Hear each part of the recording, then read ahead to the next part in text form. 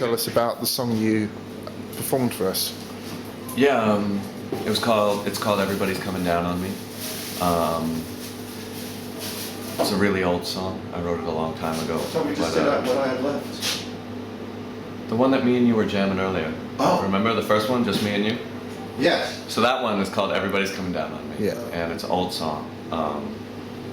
And it just made it onto this record. I mean, it's probably 6 or 7 years old by now.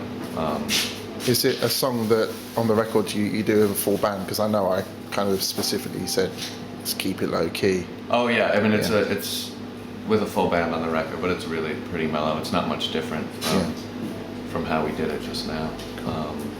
Yeah. Cool. Just for people who might not have heard of you before, can you just tell us a little bit about your backstory, about how you came to be here in Kilburn tonight? Yeah, well, sort of the past year I've been splitting my time between London and New York. I play in a band that's based in London called Sean Alice Group. And I guess in the summer, late spring, a label over here in the UK called Vice got in touch with me to start releasing my records over here. And so I think that's why I've been here quite a bit. The record just came out, a few days ago. I've just been over promoting it back and forth for the past few months. Okay. What kind of how would you describe your sound? I mean, I take it you write the songs yourself. Yeah. I don't know. It's funny because I don't ever really think about the finished sound. Sort of I get kind of the most joy, when I've finished like writing the song and just kind of play it for the first time. I'm always, completely open to the people that I'm playing with, like whatever they kind of bring to the table, and I mean, the songs, we play them differently all the time, and they kind of, one night you might feel like playing it really slow, and another night, the crowd is rowdy and they're all drunk and you'll play it fast, So the sound is not something that I pay much attention to. So the core is for you the song always. Yeah. You like to mix it up. Yeah, and also as far as making records goes, I mean, I always think that the versions that I put on record are more like suggestions. Like the song could be like this, but if you were to play it, or you could play it any way that you want to. I never think of like the song on a record as kind of the definitive version of it. I think they're open to interpretation. I mean, if you think about any of the great songs, like something like Mr. Tambourine Man or something by Bob Dylan, people have played it a million different ways. Yeah, I don't take it. Have you ever tried to approach a song and do a cover in a different way? I have, yeah. And it was quite controversial for me. How so? Well, I covered a song by Nick Cave last summer, 2 summers ago, and kind of I can imagine why it's controversial already, because he's kind of like a god in musical circles. So yeah, I'm not a fan. Right. And well, I take that back. He writes some incredible words, and he's an amazing performer. But the song I covered was a Grinder Man song. He put a band together, and it was sort of like a midlife crisis kind of band. It's a bunch of older men, playing like they were teenagers, which is fine, fine. But the song I covered was called No Pussy Blues, and the words read really well. But the way he played it, I just thought it was, so I just like worked up a cover as a joke. I wasn't even like a huge fan of the song, and I played it at this show, and it wound up on YouTube.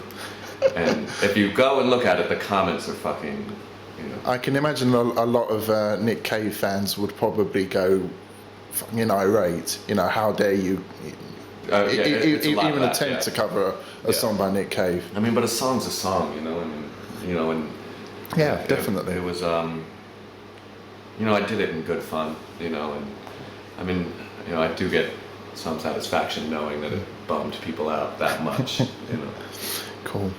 You said you've been playing over here this week and you've played here before. Mm-hmm. So I suppose a kind of typical question you could ask someone like yourself from over the pond: how do audiences differ from America to the UK? You know, I don't notice a difference in a crowd, you know. Does it just depend on the night, do you think? Yeah, I think it's just like the overall vibe, you know, and also, you know, I feel like I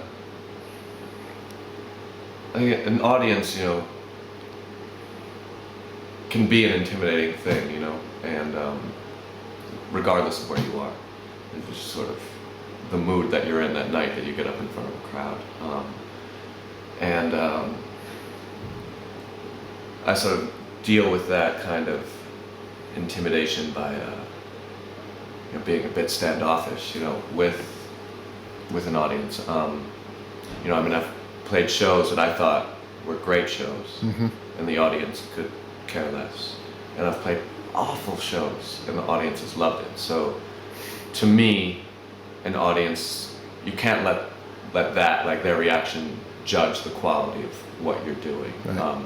I'm happy that people turn out, and I'm happy that, you know, venues have me. I'm really grateful for that sort of thing, but I don't really think about an audience that much, you know, Okay. like what a crowd is going to think of what we're doing. You know, I just kind of try to get up there and do what I do, and if people like it, cool. If not, you know, sorry, I wasted your time.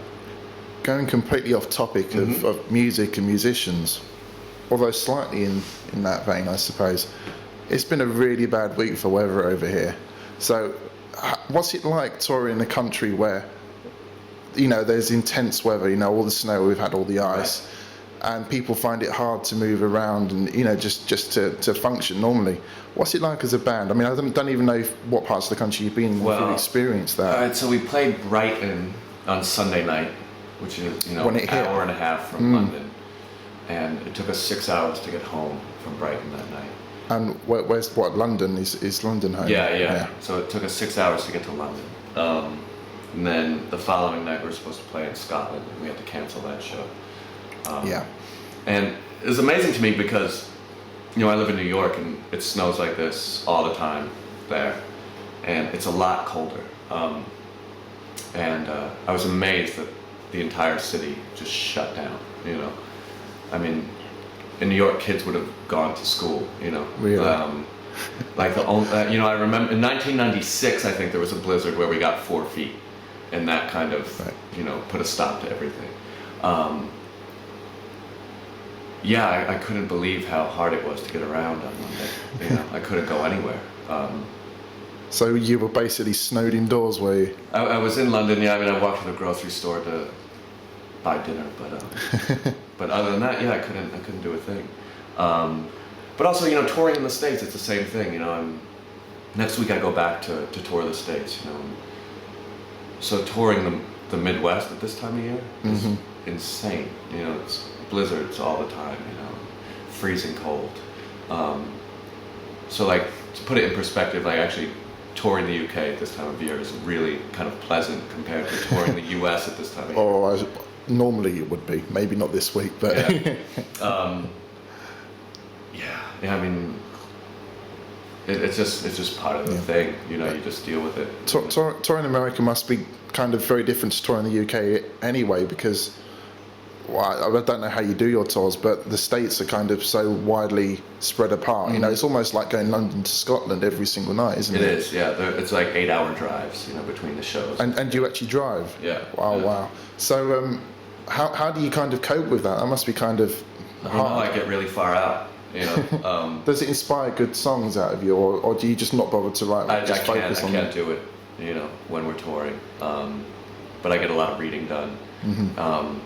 But there is something, and then, you know, I can't tell how I get, you know, I just hear from bandmates that I'm noticeably different, you know, 4 weeks into a tour or something. And I think everyone is, you know, I can look at my bandmates and be like, oh, you know, he's not having a good day, you know. I think you just get really quiet, you know. You sort of use up everything you have to talk about in the first week. And I'm lucky, though, that the people I play with are incredible. And touring with them is really easy. You know. Great.